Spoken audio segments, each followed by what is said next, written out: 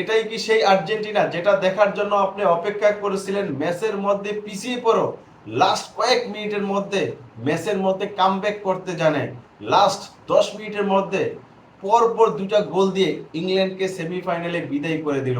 এই ম্যাচের মধ্যে সবাই তো ধারণা করেছিল ইংল্যান্ড 55 মিনিটের মাথায় যেই গোলটা করেছে সেই গোলটা হয়তোবা ম্যাচের রেজাল্ট নির্ধারণ করে দিবে, কিন্তু এটা যে আর্জেন্টিনা দল, লিও মেসির দল, সেটা আপনাকে মনে রাখতে হবে। সেই কাজটাই কিন্তু করলেন। লাস্ট 80 মিনিটের পরে 10 মিনিটের মধ্যে দুর্দান্তভাবে কি দুইটা গোল করলেন, যার ফলে ইংল্যান্ডের আর ফাইনালে যাওয়া হলো না। এটাই তো আপনি দেখতে চেয়েছিলেন, এটাই তো আমরা দেখতে চেয়েছিলাম। এরকম খেলাই তো আপনারা আর্জেন্টিনার কাছ থেকে চান। ফাইনালে আর্জেন্টিনা স্পেনের মুখোমুখি হবে। দুই দলে কিন্তু পাসিং ফুটবল এবং বল দখলে নিয়ে খেলে থাকে।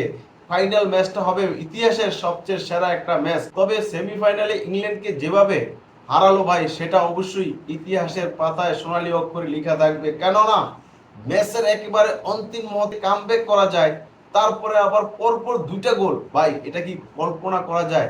এটা কি আপনি কখনো চিন্তা করেছেন যে আর্জেন্টিনা লাস্ট 10 মিনিট এইভাবে ম্যাচের মধ্যে ফিরবে এবং ইংল্যান্ডকে এইভাবে হারিয়ে দিবে? এটা কিন্তু যদি আপনি ভাবে থাকেন যে না আমি এটাই ভেবেছিলাম, তাহলে আপনি হবেন 100-র মধ্যে আপনি একজন।